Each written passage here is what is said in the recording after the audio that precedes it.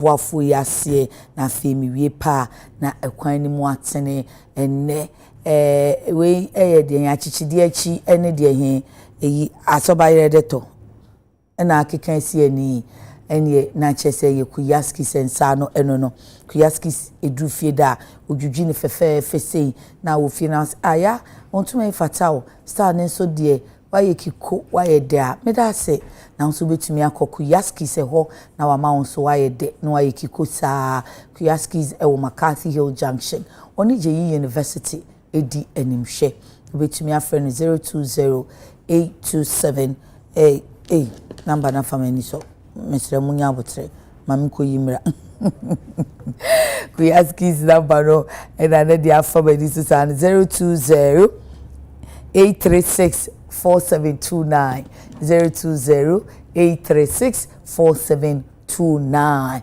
Kuyaskis me dase and the hem mama emino and ene brown no wo ano no opese me mfa ne check akrente ho ano abosi ya ano na efe famichere pacho the hem mama emi papa jusu emi DSP eno ane the hem mama emi ne die fefe se ya we bone straight ombre kama ona odemo no pacho ko sphincters kotobabi Ecobank echi hwa obekwa akoto Orange Abronsan ya ewe Ecobank echi direct inti se wo free sphincters main road no a ebewo wonsa benkom so na se wo free nungwa eba sphincters nso a ebewo wonifa so bonsa Abronsan no traffic light na echi hwa pe Ecobank ni hema mani show ye nail section hwa na ne mekona makwa me colors na my bibi for free we see for ma supplement and cosmetics kama ewo ho afi Abronsan to aso no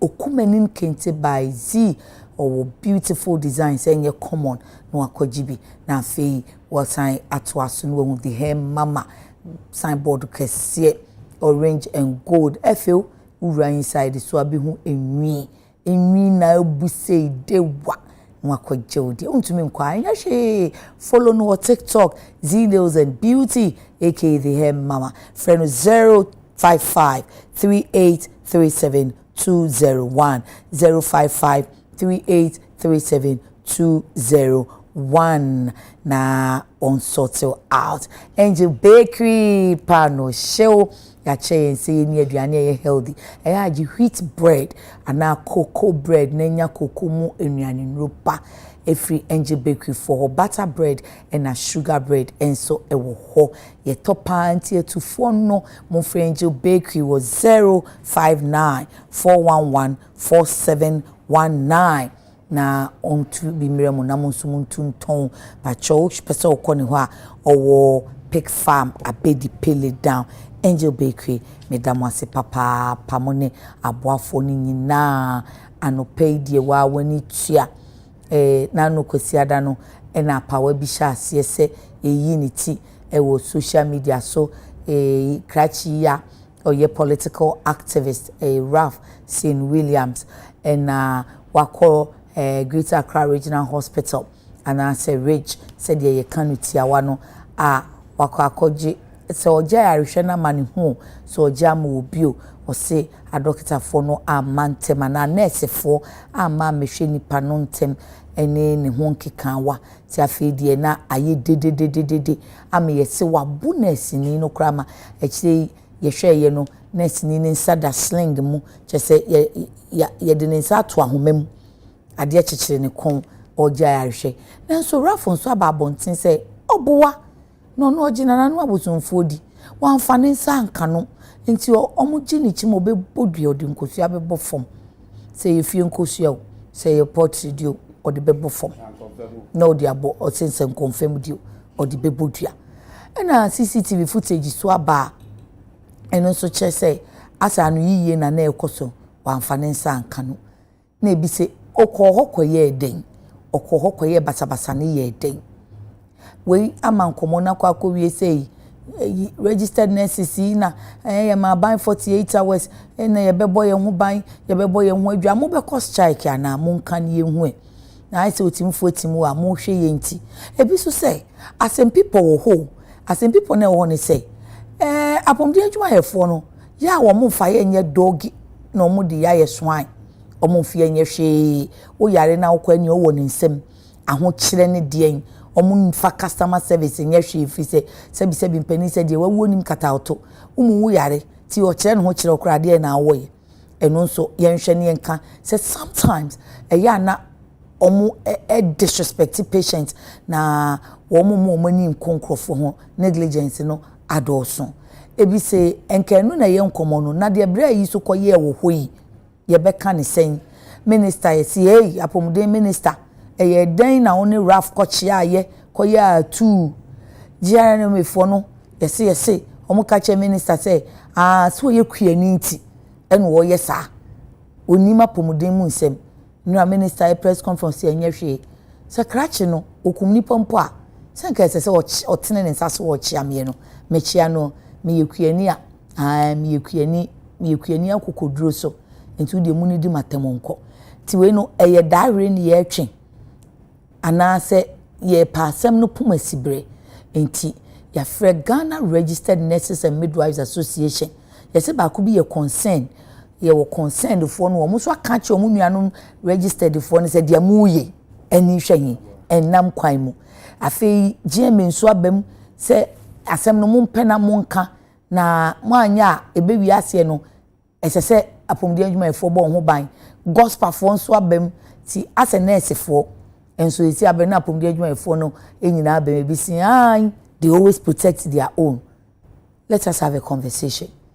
Say on mine na yenhwe Dr. David Tenkran mami modini nyina David Tenkran Chum ono ena oye General Secretary ma Ghana Registered Nurses and Midwives Association ye kano GRNMA na yenene mompunimpu. Doc, good morning. Good morning, Minyaba. Anope da se pa se onyabre amaye. Nsme da se wato nzafre. Asem na aba ada na udidi minister atem se oyekuani ado oyekuani esaidi. Yo.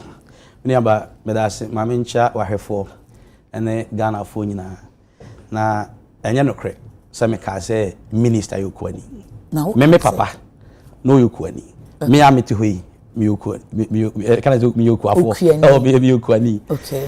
Enti me enkasa na ma mo minister din. O ka dey important. Good. Na me ensem no a omode ba abonten no release no na na me hwem. Okay. Na me say man hu bibiara e wo release mu a e kire say abrante kwa no a one ne namfofo no ekodi sa nyamransem no. Okay. Ye be kire no. Okay. E de na famra kwan so. Okay.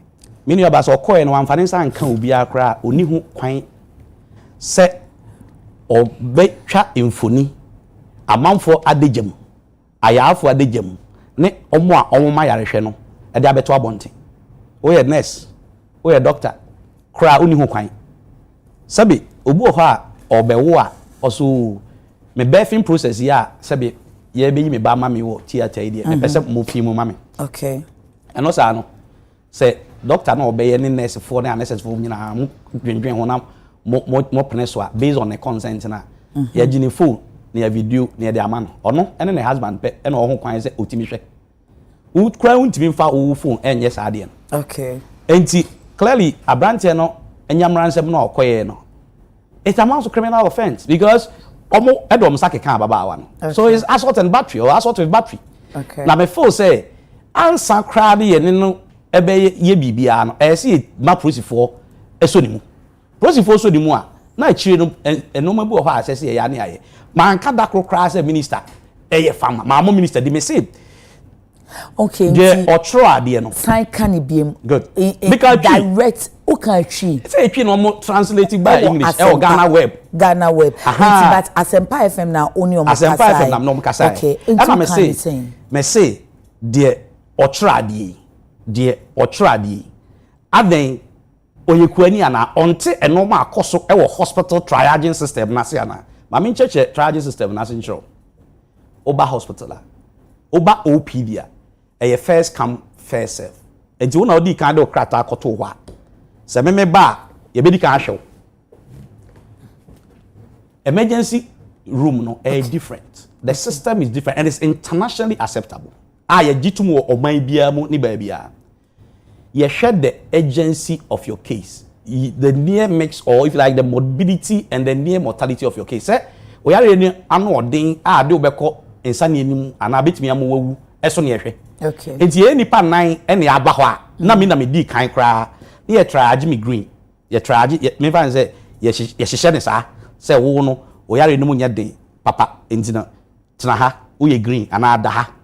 Na ya hwe kakra okay na ya de ne de mu ode kakra no na ya ma ne yellow na ono se ya de na asi ha na de ne de mu ode kakra se yellow na ya de na ma ya ma ne orange okay na de ne de mu ode pa na aka akra de bia se be watoa na nanom on se do ana se within a short period of time na ya hwe no a bibi bone bi betimi ato no na ya de na to red ya wo blue or black but no no time fan count because blue or black ne the death brought in dead who say be yetimi di obi cause hospital say oba no okay enti bi nua raf na ya to green okay and ye can say onkoye a card ye call ye no ye suma obi ma na ko kwasi da na asem ni si ye no ye suma ye nkrofo mom ko e Jordan e na e brada no so ye ko e brada no Mrs. Pepe Jofu Rampofo baby obi amechia no mo president ye president no e no suma me say me eni ye nkrofo ni bi anim na ye nkohu management na ye ntie de course na ye nsra babawa no na ye ni patients ni bi nso ana omo ho no eni nkita ho and we were very thorough about our investigations and you know wo hwe ya krata no even Ghana Medical Association kra e krata ba abonten ansa ye de eba okay so what you say but onipa na nurse e sanse na ye person ye very thorough and me call ye no ye ni management ko shia e ansa kra ye ni management shia ye ni nursing hierarchy ni shia e mo mo kire de course nursing e be incident book BBC a ye record ye tro enti mo call ye mo kire said there in the course pepe mami fa onwram ye call ye almost say ade no e hya ase fi no nson a abapa ho be minute aduanan num ekosi no nkron anwumre no nson na saka miti dunu mama abo no nwotwe aka dunum amara abo no nwotwe okay na ade no ekosi no nkron ene fa ho baabi na sinam di kan ya na se abranche raf e ba se obejara hwe okay onu ankasa mu ka ho bi omo call no drug campaign bi okay enti omo ba no e se obi di moto ebo abranche bi enti omo di abranche ne bae e na ono raf no so bae go raf no nsachi atwitwa okay sa na omo ka enti no omo traage omo wie no e na omo hwe omo a omo de ne serious no okay e na me sure say these are the processes omo traage omo a group na raf ka ho no any other patients there are other trauma patients almost about emergency enti omo triage omo no omo hwe omo de ne serious no ba ko hokra no anya fracture base of skull ye ka so obi anya fracture base of skull utika nkra ya sisui any dompe na wo uti achi no dompe bi san hosa de di kan no timibu so te ase aha eno the friend fracture base of skull anaze uti ni mu kakra enti no omo hwe sa ya afo no okay rafo say afari yenyai omo no mra mehwe no enti omo ka che so omo kwa kadodo enti omo abedru omo triage omo ayi ya triage omo na say ya hyehye hu say we be call green we be call red we be call yellow enti sa no ya take your vitals ya check your vitals in fact you be check you see one of the cardinal determinants now you bet me there agina A and B a green and red depends on the vital signs and other presenting symptoms any other chief complaint there how or they buy it's a thorough medical assessment by nurses and doctors na chese we di kan ya first care okay nti after no and almost on train and almost on koye card emra and also we proud internet so koye card and also ya nya card e ntimi hwew and also me Ghana card ni monye na mo fa hwe me na particulars nyina wo so no say aha je Ghana oh what say ni footage mu no ka aha Ghana ji Ghana fo mu ana no next ne ka say aha Ghana we don't have the infrastructure ya the card no shame o no ma be pop it out and you have to go and activate your card because your James and hymns your system why they try ya for no o say no folder 7 no echo okay and no o activate o ho e wo records one and say next na doctor no create computer anymore triage and anywhere o no ma ne beba obo ayipa o no ma ne beba na ya hwe o kama it is some catch branch and so nkoye it oye pinche na next penny ba ko catch rotation next no mo bro no say o ka say onko record section enkoye emra no se mepra ha Ghana mo hwe Nti what was the next thing that happened? Very good. Into a case mo pra na nurse pani ne ka che rotation as any on cover ni we ne so ma no. On dressing crew ne so ma no ntimi nkoje card mbra. He was very stable. Some share the footages na other footages say na or ye no mo ne ade a. Enti ababa wa no eye ma na the other stretcher ne so they had omo share videos no e bi adwen omo say odene ya afo ne baaye omo de obi say me ka say omo de motor bo obi e na omo de ne baaye omo beto ada ayarefo ho e na ono ankasa mu no so be gi ayarehwe because of sa last no that stretcher ne so say bed ne so no oka ono raf squad ne ho minti bi nkyere ma misa no but minim say omo de obi ba ho a motor abon. So they say, but not there were other 2 trauma cases. And so, omo hwe omo. Enti omo ka say enu arafa enkoje ade ne mra no. Enti rotation net undressing. Or dressing man wie no, e na raf twen no ho. Enti o twen no ho kra no, that's a triage area. Okay. O twen ne ho no, na omo fo say okọ akoye card no. Say na okọ free cruise. E na okọ friend crofo mom de 25 motorbikes e ba ye. Motorbike bia na se nipa mienu ne te so. Are you not people. exaggerating? Oh, bra, sister. Accept account or accept na we say hospital account no. Yani management absolutely. Okay. And 25 motorbikes on the buy no say nipa mienu na tibia so nipa 50. And na ngwotwe ebowura emergency department, emergency or your triage area, or trauma area. So CCTV footage a wo ka no trauma area, triage area. Baby ya sheshe omo no. Okay. Say o yes o pre obi na say o ka say verbal eno ye triage area. Anye ho na ye bo nurse no. Trauma area. Eno no omo fa ma abontin. Say see am afraid regi ho. Omo fa no ma abontin. I don't know say CCTV cameras e wo trauma area ho there. But say bi wo ho our urge management to bring that. They have to go at the end see almost 1.5 hours. Now the 20-second clip to what is said there, no, the representation. It's not a total representation, it's a misrepresentation. You know it better than I do. And you know, me feel say why you said doctor management of rage release footage ni be JB. Oh, sir, and I make just say incident take 1.5 hours or even more. And you know, so who the above one thing, the above one is about 20 seconds. When you can. So when I triage area. Where triage area, how I so pray it's more a young lady bio. Okay. And you know the we have some crowd. Okay. Or broad one for the bum. How can they say rap pen others ni room no. There are other footages. No crane CCTV. Omo no move no. Me who they are ascend wa. It's not the CCTV but omo amount for minimum omo social media. Okay. Some of the tax ni be didi mirika no ne ade almost so we are still journeying. Very good. You feel say be okutwa card na. And you feel say okutwa card say na okofre cruise. And na cruise fu buy. The cruise for the buy the cruise omo ama triage area. Omo call trauma area. E ho ne sa pinche na nkasa kosi ye. So te ase. Omo de boro nurse na call ye no. Na nsa hwan. Onya dislocation. Na nsa we hwan. Nti na so hwa e da slinge mu no. Say hospital for penny for a can say chewa. Say cruise 15 or mobile. Say nko more than one person. And now one person can yen insa no penny be hwansa. Come on. So o say there are other injuries, but me bam. Okay. O mobile no. Say what timoto nwen nti dodo no doctors oho. E man no ade adwane ko sesan ko share mufti. Okay. And the cars are baba ne kwa ogina ho hohoro ne nsa. Okay. Ono na attended to RAF. The RAF 8 me identify no. Enti no mo bo ono no. Omo pia na hwe form no da nipa 8 was 4 efi na chi 2 efi na won anim. And omo bo no. Absolutely.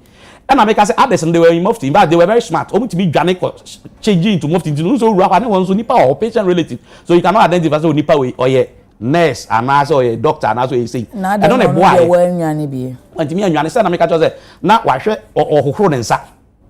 No aye dwuma wi a ohokoro ne nsa ewo so they say enti na man baza no she green we say scrap omo call night na omo change into scraps e do no she green omo do omo nsa e kan no enti sa na ekoba eho. Okay. So now one my journey no. Absolutely. But e bin so feel say enye no kre if you say RAF na nkasa kra be ka say wan fane nsa anka no na say mo hye na homte a obebodua ho ndua e sign him. The theater say account wa incident book you na make catch we. I been from the nursing hierarchy, been from hospital management. But up till now hospital management so mutimi release videos ni bia. I say can RAF for the say indeed one touch no videos ni nia. I didn't say there is further video say no what touching nipa no where one point at another point and in another breath what touching na I didn't think that video need them because CCTV in our hospital and just say we no management and release it. Good. It could be anything. I don't want me person may read any meanings into it, but the mechanism okay. A friend say 1.5 hours. You see them a 20-second video na ewa bonting. Me assure say management the video no be ma committee no. Okay. But maybe they have to do a thorough job. So they say e na bia omo mfa ni nyina ma bonting. Na me minim de ntia omo de sa e hoketo abi na aba bonting. E na me frɛ e bisa say CCTV cameras e wo trauma area ho ana. Entina nurse panini so okocheke aba abebo mamane. But nyamwaye. I know how me nyamwaye. But make just say even pinche na course ho no. There are videos. Yes, CCTV cameras, but as a no be a video. Movement of people and rowdy people and stuff like that. I don't know now. Maybe actually more. Okay. And see, we'll come back to that. But not me busa okosan said didn't na o catch a minister say as we Ukraine oh yeah notice so nim na adwuma so and watch him so make o can say statement na so you release you know. Nipa no release you know ada we Ukraine na onim triaging system. Absolutely. And so, na ama afemi bisa say nti what actually happened. Now say obi na release ye kra say minister na ye penny. Na ada nti na obi make reference to Ukraine and not any other. And carpenter na that is. Say me Ukraine. Okay. Make say me papa so Ukraine.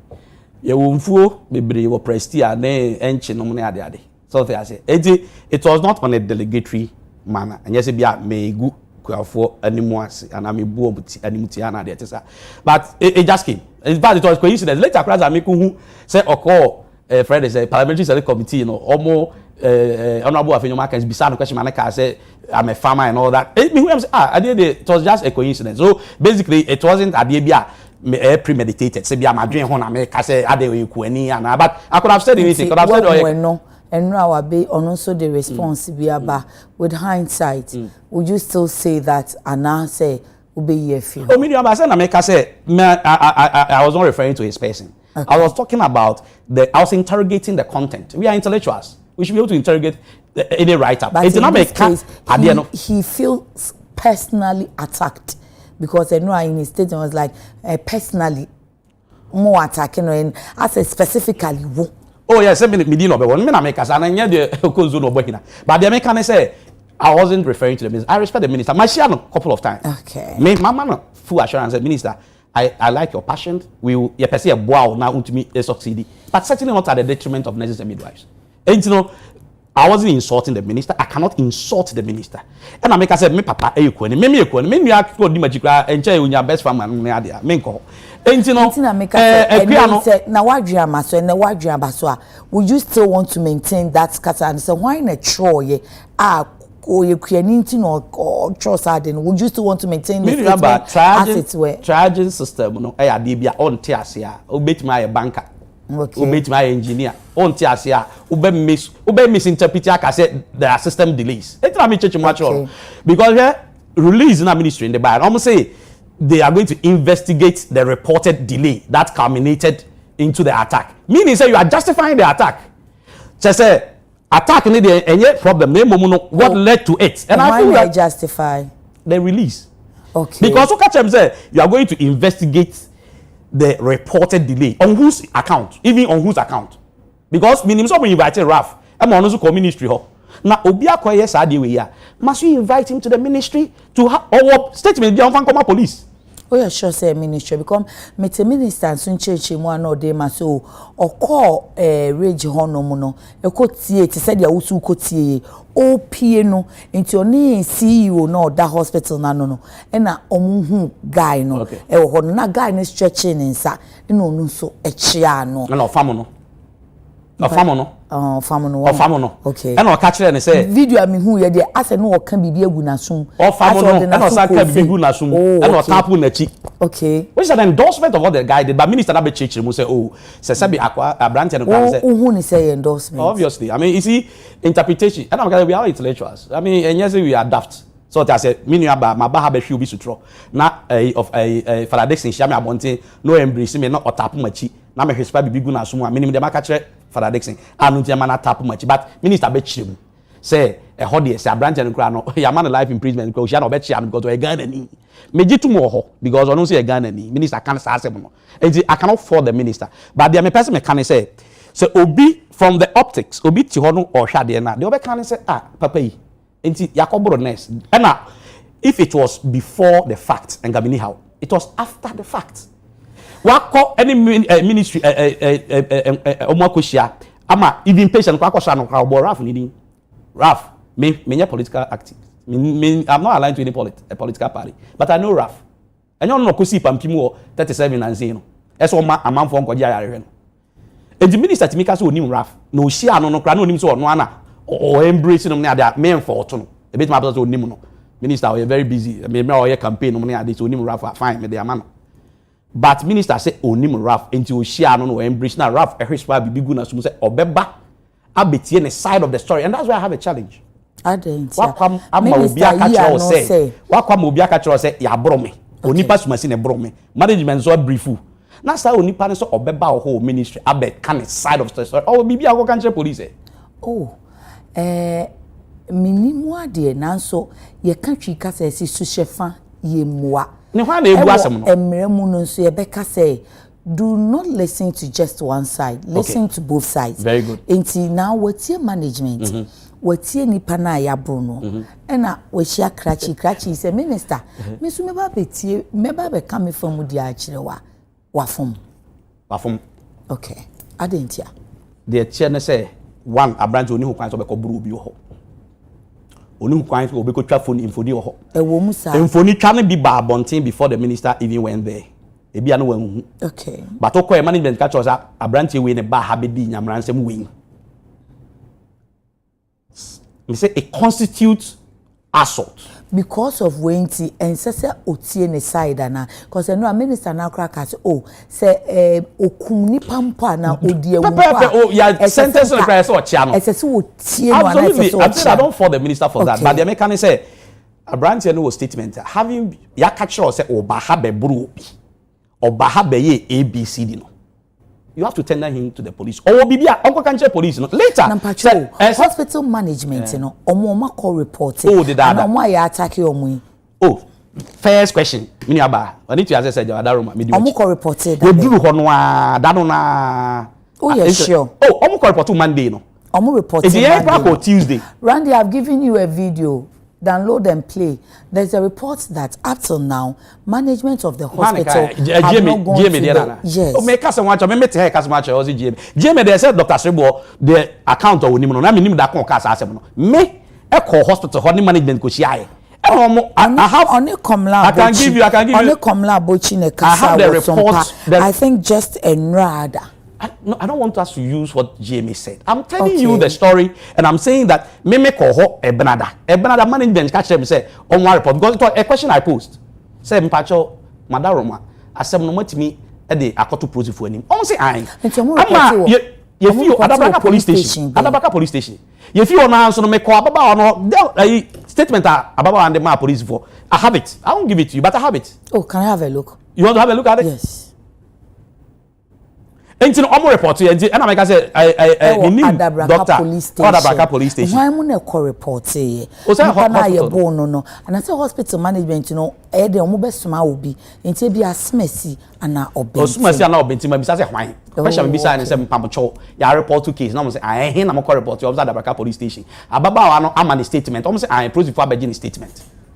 Okay. And I'm a call on bisa about so one man statement I'm partner because I wanted to confirm what and I was and I'm on the chair me maybe okay any would uya bano I will be glad say me so me huna etimi aboa ye nkomo no a ye di no but unim say Ghana for be kafra yes then kind but just for you to say my bad I just lost it okay I me person me zoom me na me hwe date no. Okay. I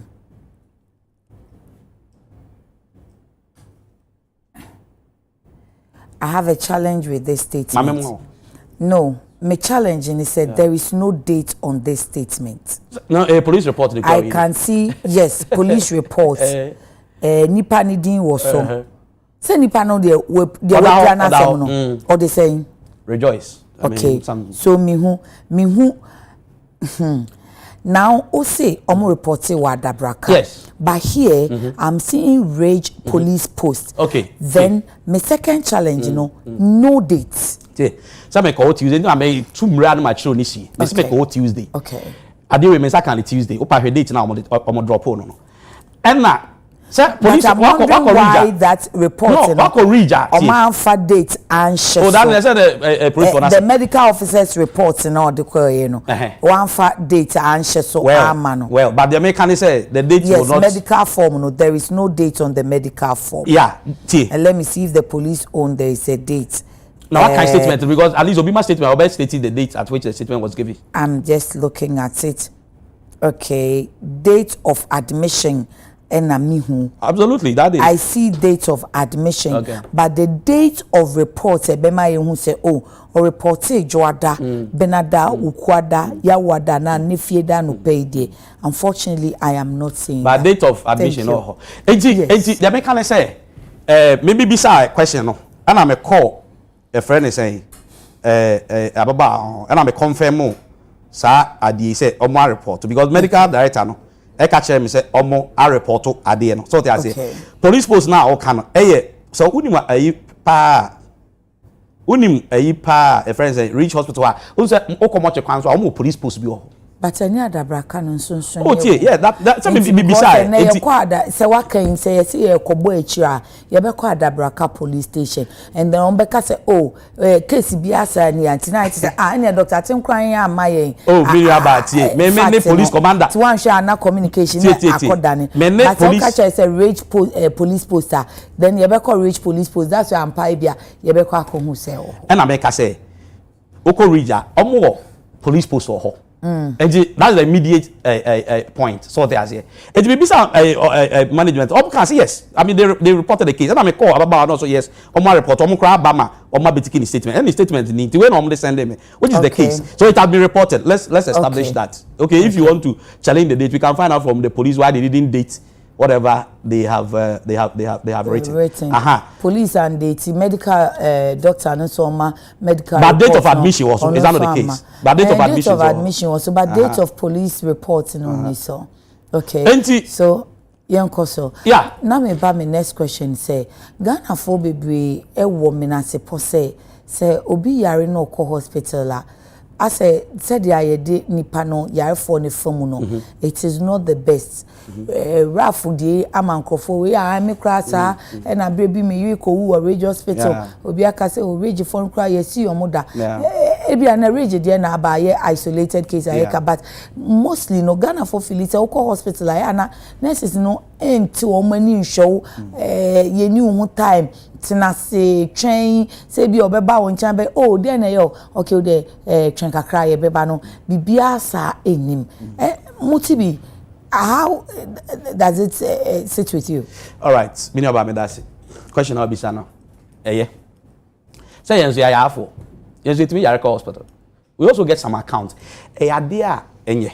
Okay. Me metina hey and I meti hey me imagine say me ba be justify and me ba be fo so say nurse ba ku mienu bi etimi dan ho kwan boni bi so che patient and patient relative yeah not me no say I'm not being truthful. Just say no quality enemy afam. Okay. Me feel say etimi ne nuanom nkwala no omo nhyeda no so na omotimi edan ho sa kwan bone so no ekasa okay ya hyase dada in fact thankfully me the education and research committee chair our association okay but I'm president at that room and you know yeah starting a role a lot of webinars so and workshops okay yeah ne yankrofo no go through series of professional standards school so they are there but if you be a mensa okay. So they are here but it's unacceptable say we call hospital na nurse ni doctor ni but is it the be I said nurse as if say nurse from kwani ejuma hospital but aja you see the na efuja so the ka so ye bomfo e dey ye ya samu aba e dey ye nuanom na eguso na omo kasa ye running workshops ama omo ye nurse managers online managers so edi nkomo se na omo no ebe fa kwampa so we have disciplinary procedures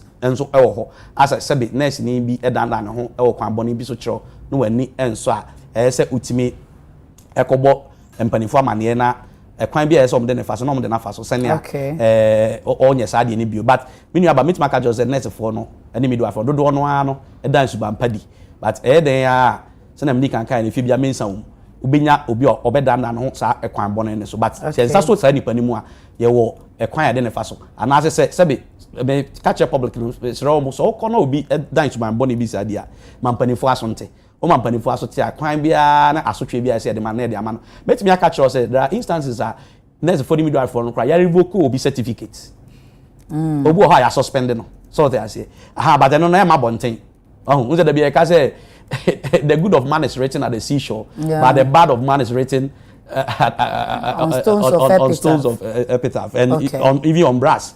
So I say so that it doesn't get rusted. It's not there, no. But interest be a union or honor a be a F1 normal bonnet so. Any new man no any new man kasa say on between patient because you see they do baby on patients and their relatives no more kasama healthcare workers if you go to other jurisdictions enti ye gusuara ye feel say sade no ebetimi ajai make me manya encounter this happen me majekuma bi unse confidence majekuma majaketwa efimu ayare na me dey call hospital so they say na normal course no make mani an ho no kasa no ne ade enti no once a while ubetimi ahia sade ni bi but metimi aka say nurse for no dodo no almost 98.9% and 99.8% kama kakra bi na sabe normal nkoyi e wo mo but bi nso etimi gina normal bi so te ase enti ye begu so a ene yankofo na kasa na ya mo achechire se ne a on betimi atu ana mo pa atimi ahwe Ghana for am because omunti na e ho o ye nurse we midwife we doctor na ya for ba na o danda ho kire no ana se wo ntimi antwe ho ahwe na o so fa so a wo so no ene de we enti ye begu so a ne yankofo na kasa se ne o betimi ahwe Ghana for yi amai because omo tu kwan kwa bruchira omo etimi ehwa ya for yi pa no ntina omo ye hard sought after everywhere o ti dem kan ase Ghana for nurse for midwife for ma ye buru omo Ghana ha mo kwa bruchira mo ye ye buru omo ha no mo wo ayin so ye nim say resources na ye limited but nu so ye amount for how pass I say because munim so ye ko baby I so ye sure anyway and you protect your own e ba ye she say GMA de no hajim gospel de no hajim inti hardly and as a nurse ni afun bikra no am wrong medication bikra na wa ma wrong injection say obeji atumu no e bin see that. But should we open the phone lines? You have people giving their accounts. Me jitum. Say ntina madi kan aka say no man sa na timi ekoso. So they say na nya say e shield o keke. And nya say protect our own all the time. Meaning aba unso call footages no other patients dey home. Ana mo hu no patients be cry part just say ma on fi mu omo no ne ade. He is compromising the privacy of other patients. Sa asem a ye kan nya nurse for nkwa. Enya de akobro no nkwa asem na ye kan. The breach in security, the breach in privacy of other patients was uncalled for. So there's a kwama obia because mean about sabi a hospital no more lay down a structure for problem and issue reporting. Oh yes. Okay. Ready for a friend saying a complaint box be or money there be because of obetimi. And then there are line managers. So there's a Triage. So oh yeah for corrupt nurse for be away penny and other things. I hope you understand. And obia misbehave you can report to the person. So there are systems of reportage. No, and I make a sense so a use or what obi be a bit my cultural. One of them and I say you can approach. You see, nurse for penny for no. Obi very very approachable. Who could nurse penny no catch and say nurse assume see a dan ho e kire me kwan bone bi so a yeah mfo na so keke so and tokana ye kono enye patient nkwa na enye nurse for nkwa it is obi ka say na they protect their we are also protecting the patients and their confidentiality time ka tell say obi da adaje fare say oba bi da ho na sebe ne hungu ho na omokoye de omi ya minia ka ho abeda imu enti no enya de a say ye and I make sure say whatever the level of provocation obi ya ni hu kwan ma men kasa de we pain Ghana for yesremo munti na ho se okono obi dandan ho kire no ani nye ho a fa ekwan paso report no ye betwe na so obi ani hu kwan wo man mu so ode ne sai ka doctor ana nurse ana midwife ana anesthetist it's unacceptable. Okay. And say a jiji sa no man we so and na eye me ya no because and they abey one car politicians don't dey adie no like so next time tables ne 10 na bibi kosi na okay last time obi e bi man ka na chese onimu a normal phone no pese koso sorry okay enti SSC etimi ka ne se na o kina bi no obi nko ka se obi ye bi ne de one ka o se na bi kra no mo ka se rap eko ball pampim wo 37 military hospital obi ba efa ho wu ye ya nka ada anyway de eka eno kra na se ya de yo okay enti mesra mo de ekoso no enyamra nsem enye obi ese friend ko tie na asem obi ese e che no na o tro na no asem what buane for that you are concluding already. What becomes of committee now minister atino? Okay, so committee no minister atino na committee no enye BNI mini aba se asem sa sia maka cho se is a criminal offense do ye no emfa kwamu ese ma prosifo asote ya ma prosifo asote ese e che no owo side story bi ma o fa ko ma prosifo Inti anya minister a chire no committee this year na he is facing due process of the law na say owo assembly catch committee no na even minister na obetimi dey akoma no ni ya tie ne side of the story but wakwa enyamanse mo a akobro patient after tax a video hospital expose health worker and patient akobro health worker I expose other patients we nye dey your friend tie na asem ye chire no na chiri wia say mpacho no minister na ebeme ya chiri no say hospital no management e bia management o mo koye case anti police na be ko akochi na absolutely enti na make say ye ni police for no dey sa wo pa okay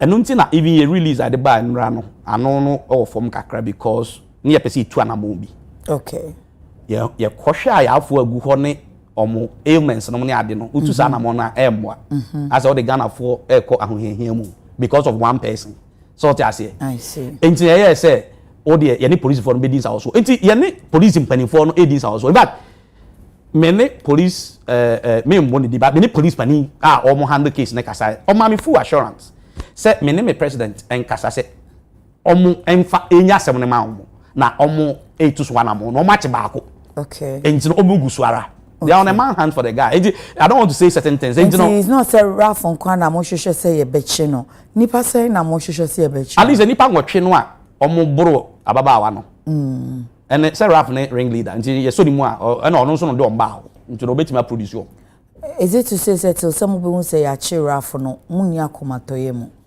mo bonyomo enya say abonyoe ye nya ahose eno cry reference ahotoso okay entimi fanya ye adwuma because omusuro say sa boys no betimi abewura ho na no Jordan cry na say Raf no was lurking around the area ye hu no ho Jordan no Jordan no ne say ordinary nam ho no ne ade or threatening in the some of the videos I may share with you no I say they will follow up to their various homes and all that so it's a serious matter ye tete ho sa no enti ye nso brantie di ye so brantie ni mu na chire no okotro da no asem police station na actually the minister say Raf I want to listen to your side of the story and our committee say also see etie wasem committee dey hu hia and let me congratulate the minister for putting that in together because medium to long term issue because or per se or comprehensively or dealing with the issue because lapses no nye ehonko abetima ba say bia other places other hospitals so te ase at least committee ne trans or findings no money ade no ye betimi replicating in other areas or recommendations so that say enti no me boss committee na adwuma gu anye but we can't put the cat before the horse I say so bad abranch dem first senior patients no any friend is saying nurse for midwife for doctors na hospital no so ebenya ahotoso eno opepa atimi ahwe ayafo because almost omusuro na dey come omusuro obi ko san odi aba amanfo esenka yemi lines no me mpese be say ye ni ohuni omo ye banta because omo pese be lines omo so kan omo experience and experience dey bebre e be adapt for no afre me na aba na ya pese because ye nfo a obi aso ye nurse odi say hu ye doctor odi normal unse ye regulatory agencies they say nurse for the midwife for your nurse midwifery council okay it is a GMA omo medical and dental council allied health council you know emra wo oman mu and me say ya twi bebra so but wouldn't say ya jim crofo certificate I've sat on this very committee so now would you fault us ebi anipa no wa ma obi ekuna no obi afri mu peace wo ha obi tumi de ne issue ba me ko hospital A, hospital B. In fact, specifically, Rage will be the Biabasawo, Peace News. And say later, no, much nurse, a doctor, crow, aswa. I didn't think among young way, so doctor, so and so. When you went to Yayeni say, one say, keep your mouth for in the dark, or my gimber almost any really moon young watching. Men know I have yours, so I say to me, yes, I didn't. Maybe even Fabia, Onipana, or involved, no, say, public, Nipano involved, they say to me. Money babu what's more the buy ya tu hwana mo na onipa na kwan we so na de na fa em say saade de me no ya bi on saade no is a good sound odiaba no o say Ridge hwa police post wo ho adanti na omo esisa omo ho ne kra no ba ko amfre wo ho say a ebi abeto ahye yen so wa ha ana bibi say ikoso waka so say 15 minutes to 8 so like 9 plus ti say 8 to 9 kra 1 hour to over 1 hour adanti no man free police and security for you being so na mo we see them. Brilliant question. Omo free police. Okay. But the police were overwhelmed. My cousin said, "Made the videos so now." Police were overwhelmed. Oh yeah. Oh want to be. Oh, made the video ni better. They were rather trying to separate the people. Oh, what did I make? Me ni police for the but they were trying to separate the thing. Don't want me. Arrest some. Some of those who me see the 50 the bar and 8 ebura. I mean, so I'm sure the police were overwhelmed. Or police reach police post. Me sure some more enough. Maybe they could have called for reinforcement, but. Sa de na anko ba eno nso ye ni hu ya okakra but enye so man free police for ba enti sa footages na e happen wo ba bi omo bo ababa wa na make cha say eno no CCTV camera no ye nya hu eno na police for ho na hu so bi a AK47 gra sign na chia like or try to separate the rowdy boys no money there. Yeah, so they did that. Solomon say in as much as the rough ye ni no mo nka dia omo de ye raffa enam so mo no so react said you react you know if you say basa pena as people no go very good. I'm say Solomon asem no but me nua ba na me cheche mo chero say OPD na first come first serve base. Okay. Triaging system no ye triage green a chese so ho ye obetimi atwen eno ntina na me question say purported lapses of or delay. Okay. Because Ralph, in giving his side of the story, will say, you triage me green, no, oh, my metina ho chair, and almost others, because he doesn't appreciate the process of triaging. And I make catch all say, so body I'm be red, I'm be yellow, I'm be orange, you better share red, yellow, orange before you. Yeah, cassette who say sabi emoja me too, they will arrest the hemorrhage, bandage it, put some pressure, the better so. The pressure to kakra man send emoja na into na bibi born in there na bibi for na so mo others now when me can tell that there are others with very serious injuries until they were attending to those people so until Ralph bet me interpret because on this triage system na say I got the engineer kra bet baba on tiase onye adwuma hospital on tiase me man go adwuma hospital and come into triage ase so tiase it's as me adwuma ho na me triage ase it's as me ba me nya videography means me have my country friend is saying uncrofo is point the camera this way because I don't know anything about videography. It's a crop for all yes gala for all hospital ya omunya abotre na se bibi no monte ase a omu misa ye be chire mu a chire omo Ralph asem no kan me say enti me ka say on whose account and minister no ana ministry no release statement they say they are going to investigate the perceived delay because na account make ma ka say oh me o mama match they were not attending to me but he has been tried green. And I'm saying that they have to attend to those with red. But why that question orange? Though? Because what I say, Minister Nakaso Kushia Hospital Management, you know, and sana little bingu Rafa, a 2 year kobe muya, we say and can say so yena 2 you cry. In Tibia management account is no or casa. Oh, minimum, so because we were very thorough about investigations. Okay. Yeah, management said delay. Oh, they said they went through due process. Now, make a said triage process. You know, a delay. Look, you can be tried for 4 hours. I hear. I'm telling you. You see, Ghana, the Biameka said, "Internet, Mr. Mahama, His Excellency, Mahama can me support 100%." They say go to Sikakra and now all you can say debate to my infantum. The association we donated the largest amount. Because say you fix it, your health financing system now. Ghana will be one of the best destinations because your culture and your system no ema ayarehwe ekoyie okay UK me ya me a fellowship, a postdoctoral fellowship for Canada. Miniaba. Obi we felt say emergency, you know, appendix. That is our name. You didn't call it. Oh, I mean, almost 3 days time, I'm scan. Really? I'm saying, Mammy, I'm calling chow, echo chow to na, young found to ambulance, with the South Farm, right? And no, the umbe attended to you. You didn't buy so much attended to no. Yeah, and scan. It was appendicitis mass. I better after 3 days. Absolutely. And yeah, operating no. Me have any part. You know, you see, Ghana, your system no. Your bob modern fix your national health insurance. Buana corporate Ghana and other organizations supporto Mahama K na ejina. Oh, Nigeria for now they are doing I see. But the system is good, but yes, it to be fixed. As a one situation, you know, I politically tainted because in semi by me na President Madam Perpetua. Yes, Madam Perpetua no or political party way, and also the way I only minister Kasana, one minister Kranti, as a why saying the way I Okasa says I Okasa professional. I can't show the messages no. I really have to scan through at him the day half. No man, say no day. It's a man for Philly say GRNM no I politically tainted. Okay, Mama Intro, and you know correct. All right. GRNM no. Yet in 1960, that's why we are so relevant because we are apolitical. Your constitution nature say, obey a leader, and as a leader, you have to be apolitical, irrespective of your political inclination. And the media catch us say 2020 a call strike, almost a NDC for. Okay. Now, Mr. Mahamana, His Excellency, and Wafre Akoshe baby akuma $5 million. In fact, media almost be NDC. And made that time, and you know, any a Danny year, I say, me president, and so a constituency, whatever, and you know, so meaning about her, National Council not taking decision. Association, yet president, and general secretary taking decision. Oh, National Council, 29 members.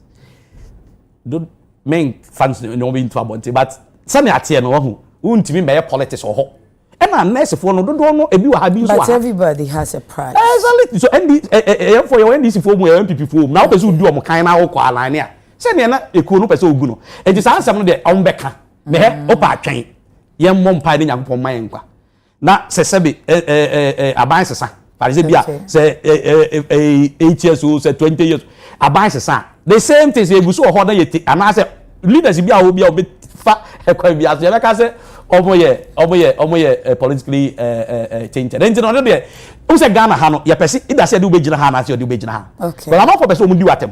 And no ye nya de wo she ha de a je say wo ye NDC. And no say Kevin Taylor and no di matem fine mani apotwe no ne ade a. But then the normal is one of the hazards of the trade. Now meaning about your friend is saying ube di efu anim no wasrusu dia na just won't be any fun anim. It's normal, we take it in our good stride. Once I want to make progress and for Philly say that's a farmer comment, you know, way obi dia but the man before you is no, I won't read that one. Whoever said that, he should retract and apologize to the minister. He's full of himself. Okay, it's Nanofuri. Oh, Nanofuri, that's me, Madam Fua. Ma edit kakra. Nanofuri feel say, "Ena okay, ni biso catch him say, yeah, enya mani mre ni madu ekua for show ni. So you win fuo."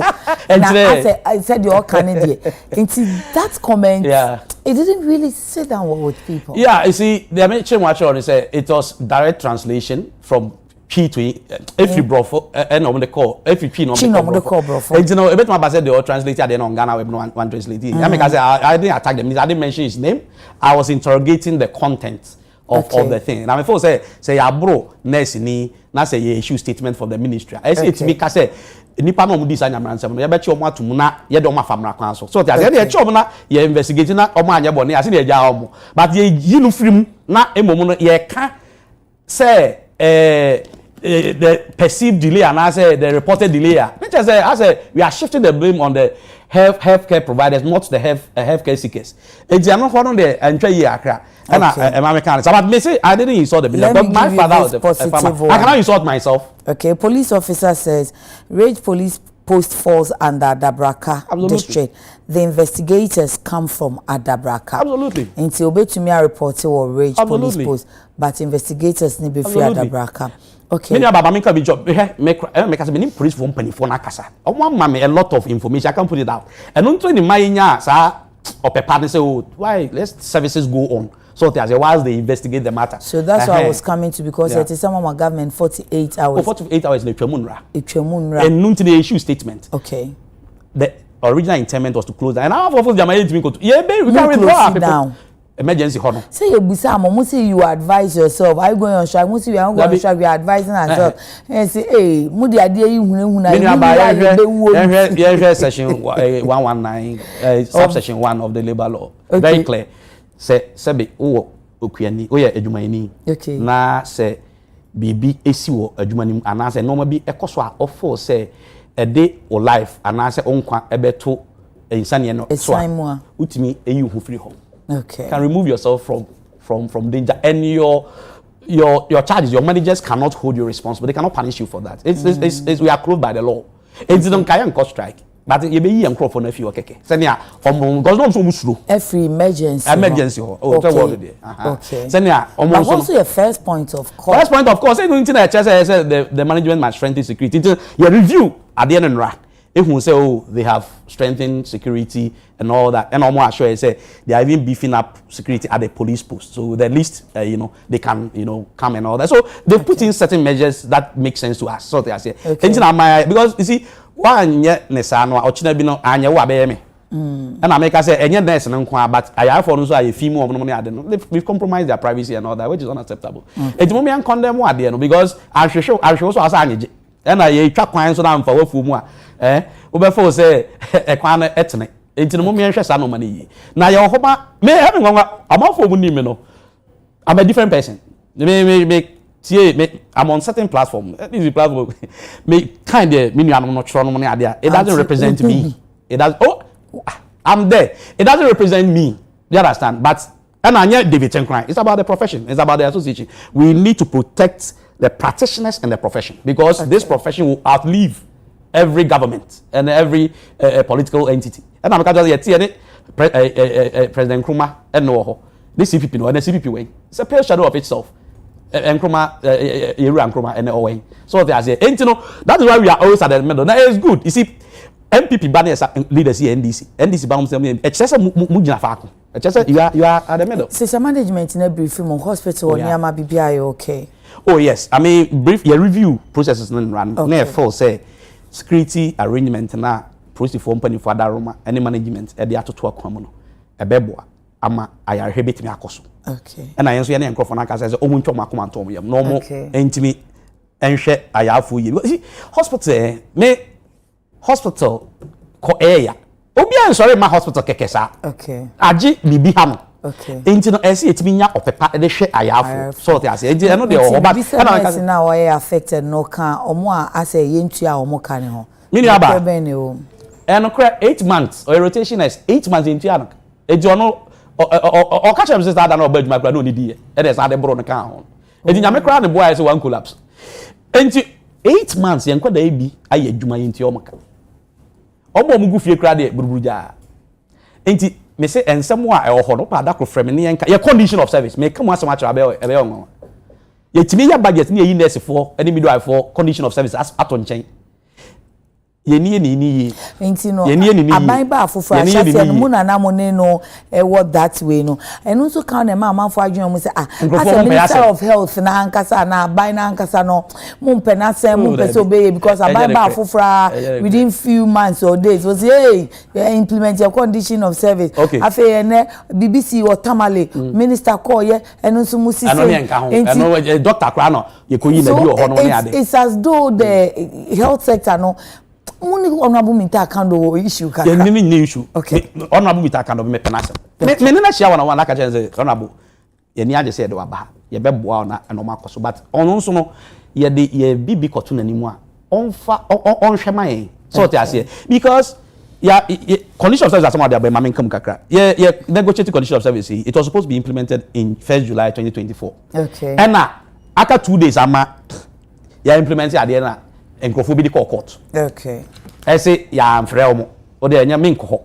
And a delay ya up to December. And by first week of January and second week of January, any we asem on Triage and suggest say we should go for out of court settlement. So, and we went for out of court settlement and ye wi enti wi asem ne pe ene call ministry ho ene ka che ministry say oh asem we no condition of service na it was almost at the precipice of implementation na ka kra na ye be implemented because that you follow up in the previous administration e ma me ko say eda honorable MP or what way ose asari abena ose asari e table so chese akase omo be sign akọ control and chese nka omo atia ene say court case ne bae no enti ye wie case na me call ye call ministry no ministry so we kra de enye ade foforo so ati say chief directors na no omo ho say sabe de na political appointees ne mai okay and one so we de anya de a problem kra nti no 7 December abai take a new government take pa ye ne Flagstaff House be din kita ho to mo ne chief of staff kra di ho kita ho kakra e wo ye condition of service implementation ho e na omo ka kire so ye ntwen na sector minister mra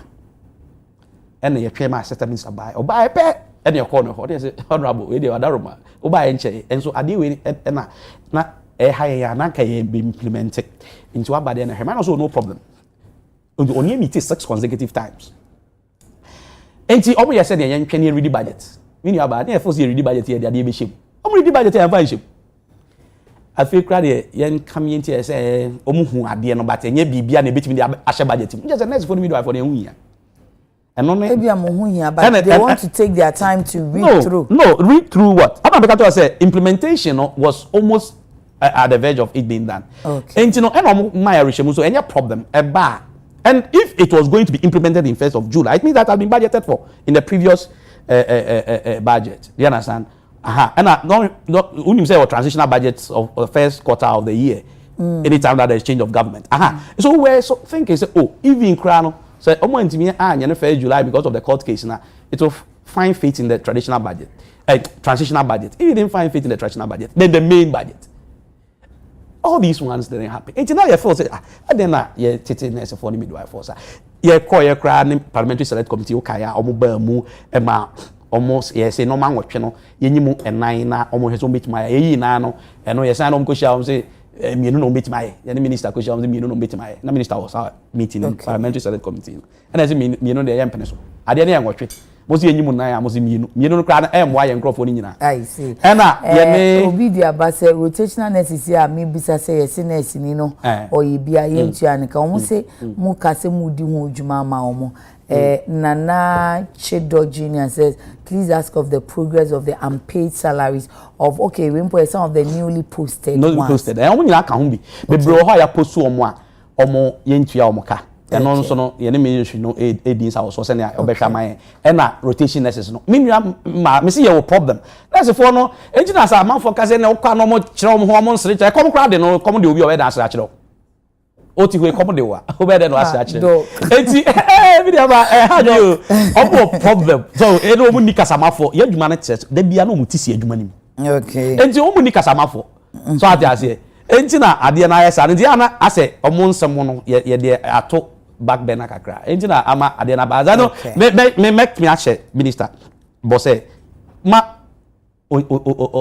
on tete ye ne be adwuma naturally me penasem because me hwe ni age ni na ho keka no ne ade na say ye boa no he can move the ministry forward but I know so tell say bibi koso a enya ama say ebe ha nurse for the middle of ayan kan ho asem e de ebe kan okay do I take that as your last words?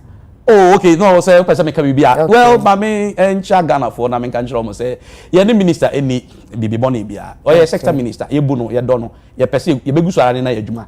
Na imomo no bibi ni na asem bi eto nurse na midwife a. Ahokeka no ye ma ne enkosoro kakra. Se ne a ye nso ye benya opepa na ye timi de ahwe nurse for. The minister ahwe Ghana for ya for. The minister nurse for midwife for no and all other health workers ne say public engineer ho. Nti sabi obi ba enya botre na bibi ni kra ucheche mu kire na obeti ase fa se triage system nye nipa nyina na ti ase nti oba no ka kire so o yare na no nye den yenhwe unua no a waba no a na die no ano den no ansa ne abehwewa me ye sure so obo ye nipa obeti ase nti yenya kasapa kasade obuo ne die e de ma ayarefo no omo abusuafo a me ye sure say bibia be kama afei nso no mahama care no me se me fo aso Ghana fo obi anfa sika ntum na yentimi emfa moa ayarehwe e o Ghana ha. Doctor no pay that's Dr. David Chum Tim Kran Chum General Secretary MIGRNMA and apawana nenam na no incident see wo regional ye no edie ho komono say mo amunye too satisfied with Ekuafo comment in there also be prove e any madu show ni so amamo because and one I keep getting let him apologize, let him try. Too bad I can force him. I've asked in different ways, in different forms. He has explained himself. So you be in the KJB therefore for a bit to us. So mami mami nyakwa ankoma of Val Real Estate Airport. Happy birthday. God bless you mami nyakwa. Enjoy your special day. This coming from Sergeant Samuel and no of NFPU, and he's wishing you the very best of today. And then a glorious one to Cynthia Frimpoma Kwache. God bless you, favor you, grace you, and bestow all his blessings upon you from Reverend Ohinenana Kwame Amo of Despite Media, Cynthia Frimpoma.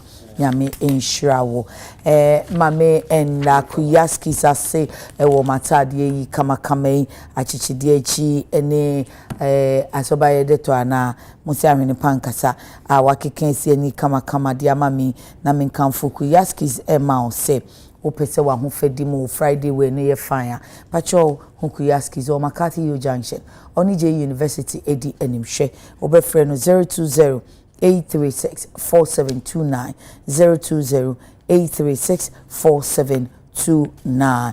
Imene die Z Nails and Beauty the hair mama ena ede ema me into betumi akọ the hair mama ho na wakọ akọji wunwi kama pa na obehu se wonso wa ho fa no ebedi emu Fred the hair mama wo 055 3837 201 055-3837-201. Happy birthday to you, Morena. Is it her birthday? No, I can't. Sorry, too bad. No police report. Enti dia ni said da yekoso ya eni pitri na nyame ya doma ejuada Adekye Nsroma besiaba na so kai say yenjumedi ni nyina ehihye so said da ye no echina critical issues beba no penyumwe United Showbiz enso beba na mpacho ko stream PCA Esther nyamiye in first na ye waye miye isi ade ye nyamiye eye ukwade ya ena odeba bontin nyamiye enti ko na ko stream bi na bubi emano enti mame yakramani me sorry sweet me the PCA Esther latest nyamiye ene eja kwan se nyame oyi ontina ni mo nkyerɛ yakra